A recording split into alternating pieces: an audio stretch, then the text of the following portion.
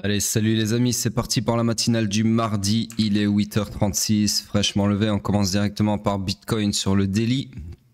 Donc, j'ai une nouvelle souris, enfin, j'ai une souris de remplacement parce que ma souris a rendu l'âme et c'est une souris de merde. Donc, voilà, je serai un peu moins efficace sur les tracés et tout ça, mais il faut le temps que je m'habitue. Donc, sur ce, toujours haussier, structure interne toujours baissière, order flow toujours baissier. Toujours dans mon scénario ici présent, d'accord.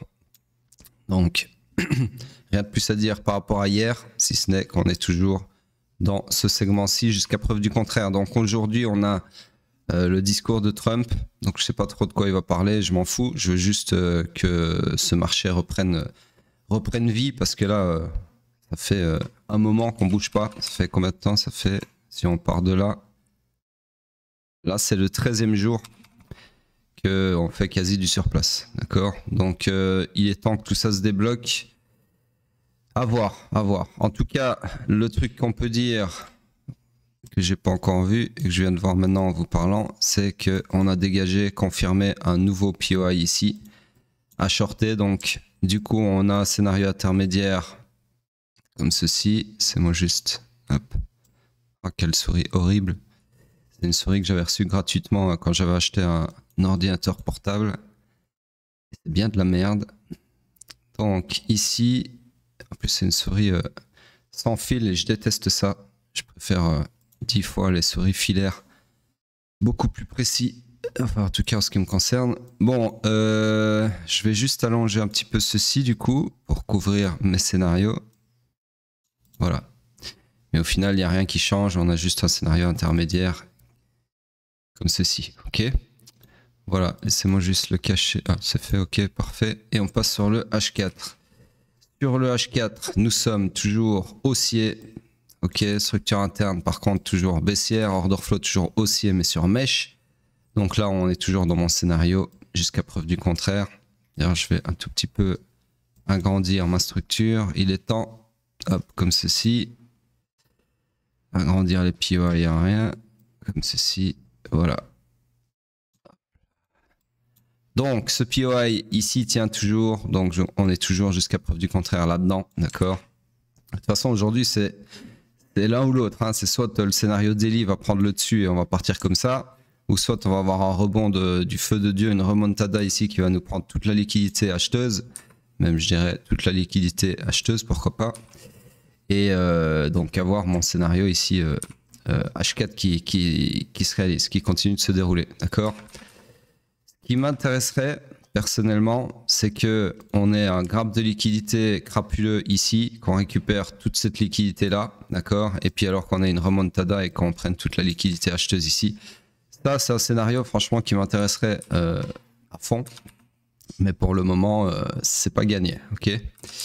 C'est pas gagné, c'est pas gagné. Honnêtement, hier, je me suis vraiment tâté à ouvrir un long avant d'aller dormir parce qu'on avait alors, je sais pas si c'est sur cet exchange. Ah ouais, ça doit être sur cet exchange vu que j'analyse que celui-ci pour prendre mes trades. Ouais, c'est ça, ouais.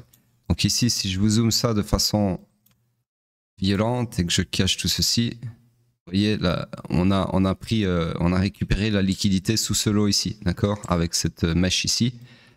Sauf que vous avez vu comment j'ai dû zoomer pour qu'on le voit. Donc c'est pas un grappe de liquidité flagrant.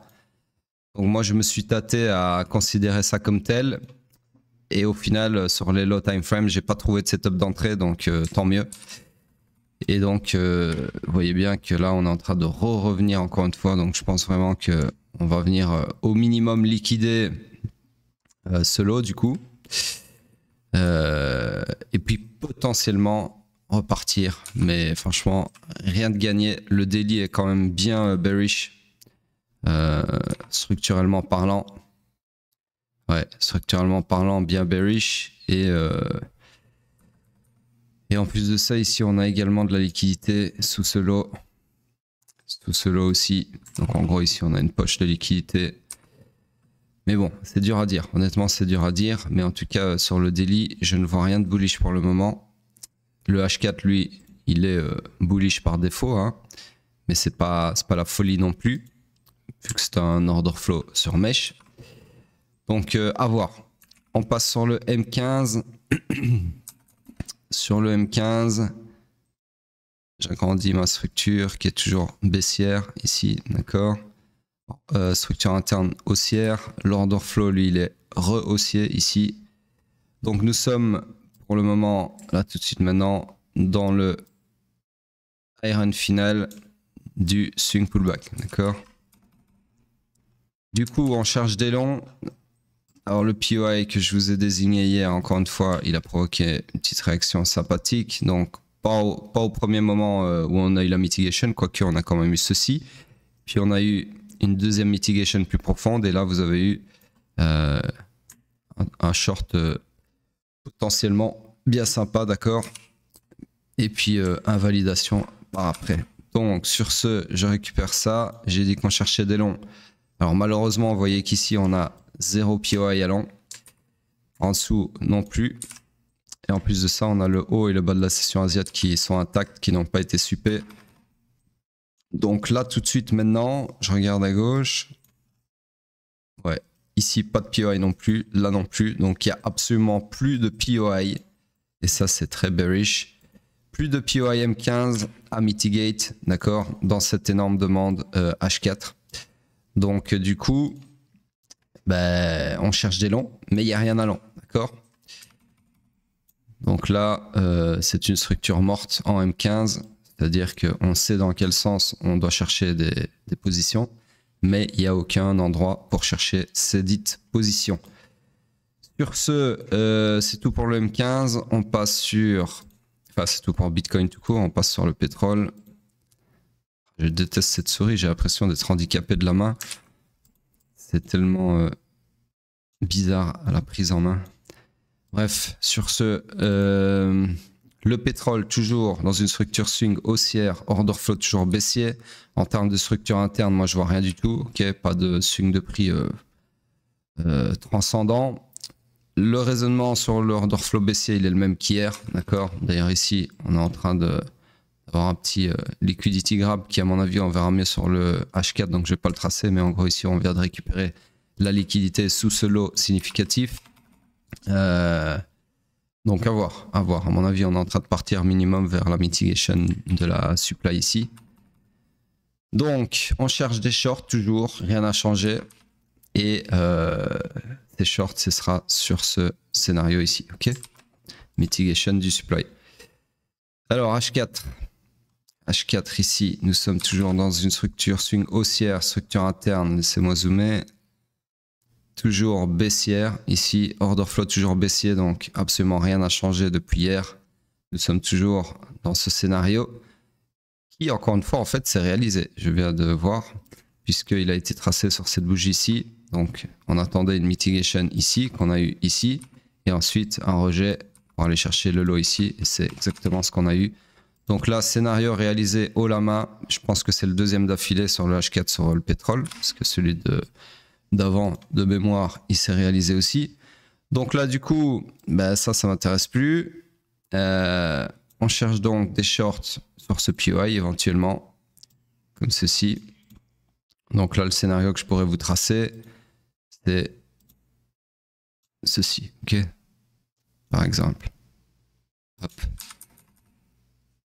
Alors ici, le fameux liquidity grab dont je vous parlais sur le daily, qu'on voit mieux sur le H4, comme ceci. Donc là, potentiellement, ce que je vous disais sur le daily, c'est qu'on est venu récupérer la liquidité vendeuse sous ce lot pour alimenter un mouvement haussier, pour aller éventuellement faire une mitigation de ces POI imbriqués, d'accord, pour ensuite continuer à la baisse de par l'order flow ou pas, ok. Parce que je vous rappelle que sur le daily, on a un choc sur mèche, donc ça peut très bien être pour alimenter un mouvement haussier. Bref, sur ce, c'est tout pour le H4. On passe sur le M15. Sur le M15, toujours dans cette structure que j'agrandis, comme ceci. Donc, structure baissière. Ça appartient au H4, donc je vais le cacher. Hop. Du coup, structure interne, elle, on va la mettre à jour. Laissez-moi regarder. Hop.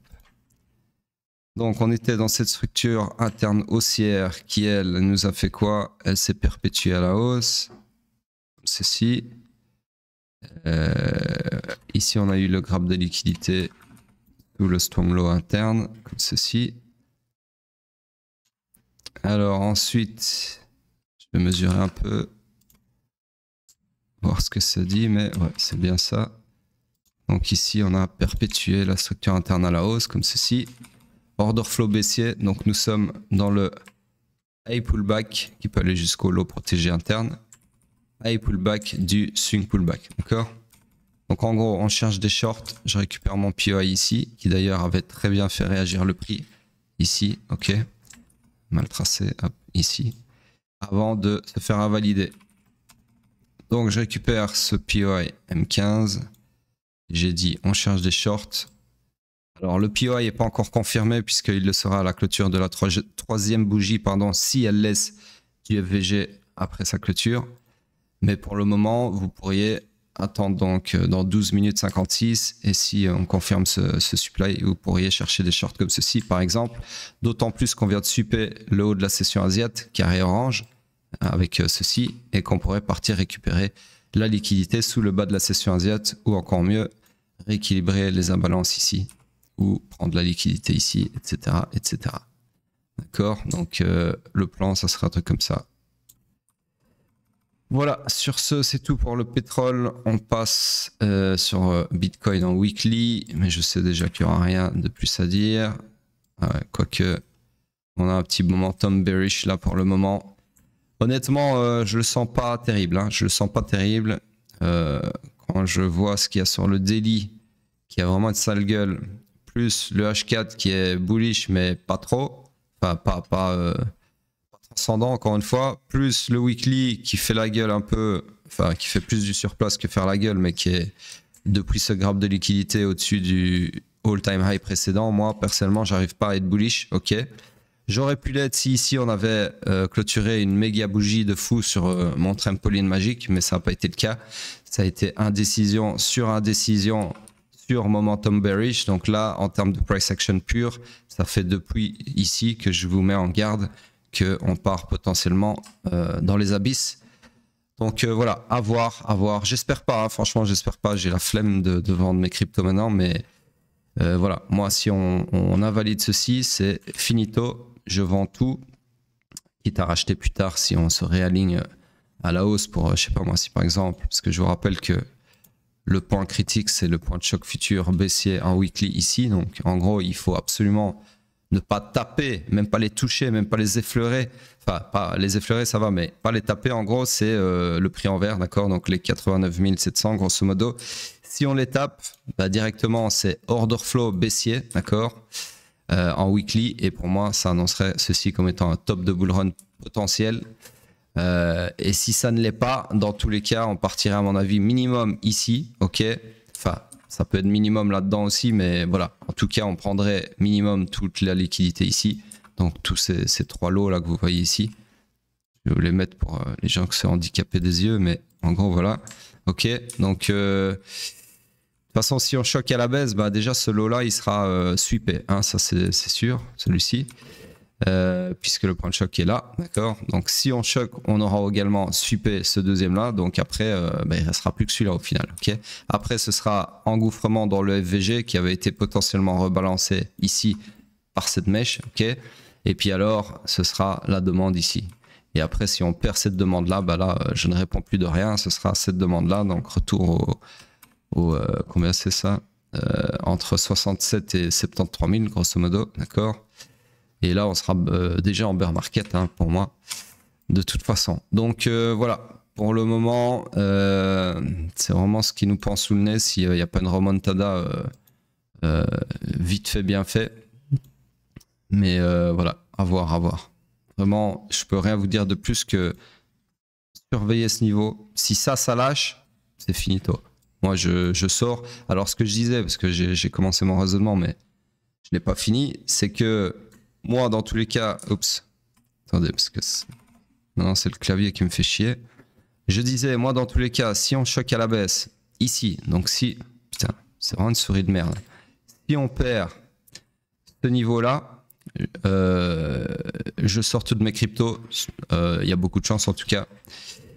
Et ce qui est possible, c'est que donc on fasse ça, et puis qu'après on reparte en bull market comme si de rien n'était. Mais à ce moment-là, je re-rentrerai, j'attendrai un choc haussier, d'accord, donc un retournement de l'order flow à la hausse, et je re-rentrerai là où on me donne la possibilité de re-rentrer.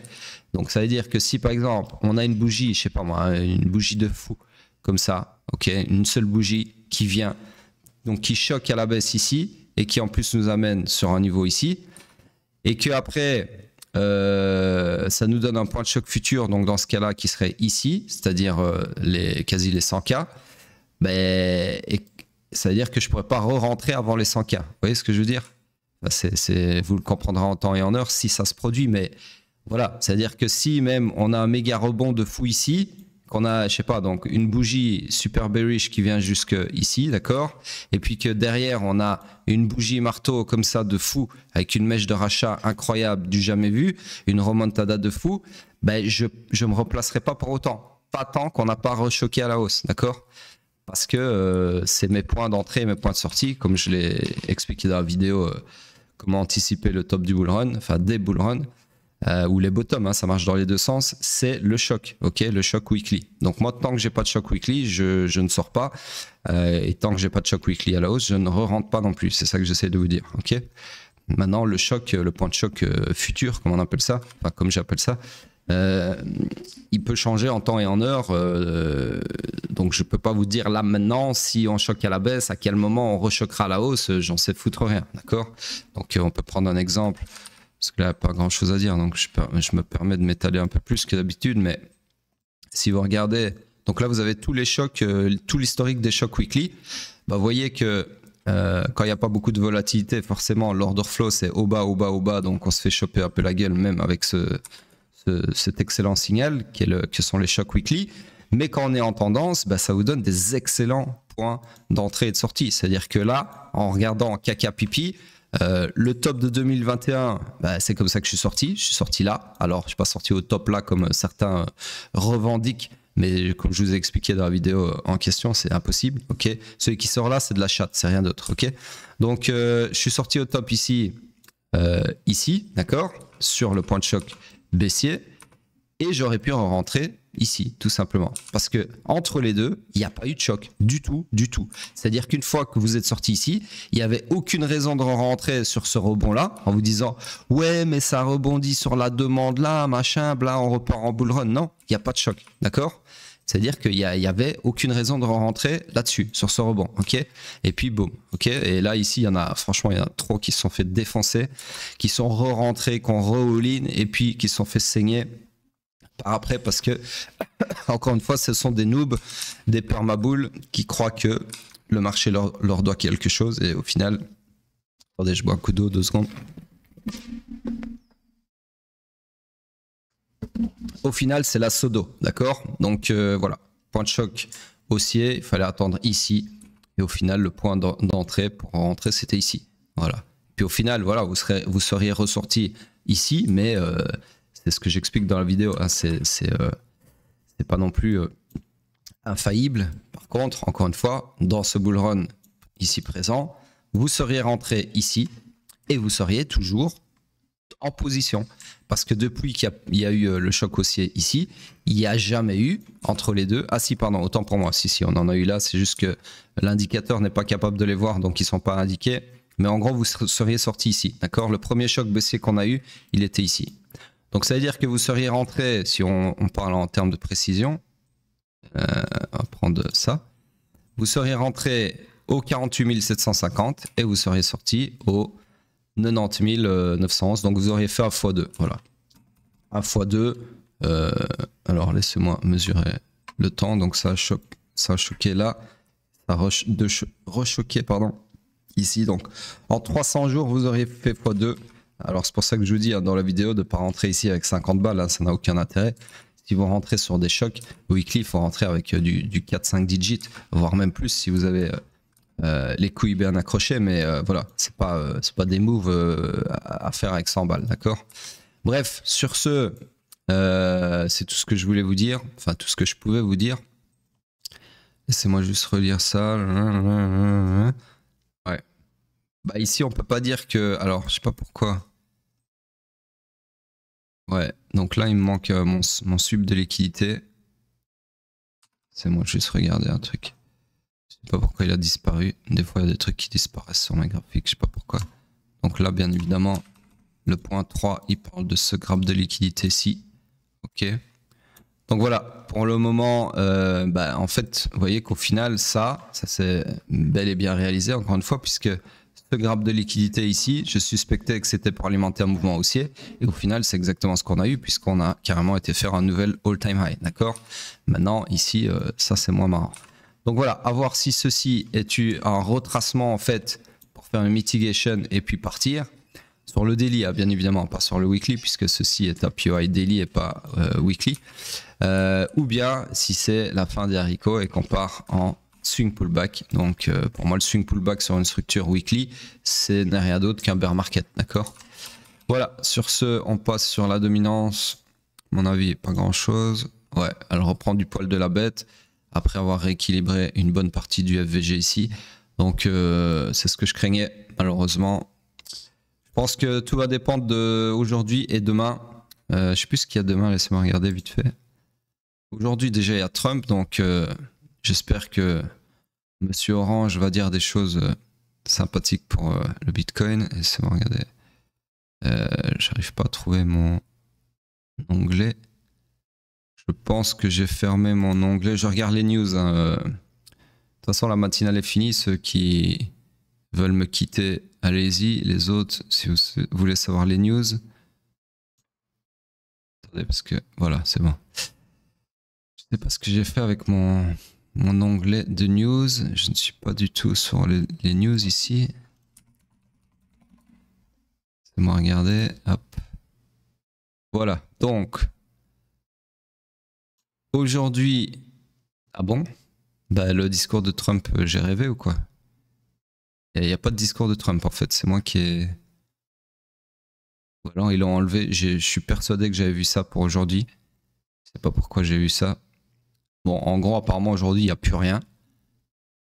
Je suis pas fou quand même. Il y a quelques jours, j'ai vu ça. Regardez. Je sais pas, peut-être ça a été annulé ou je sais pas.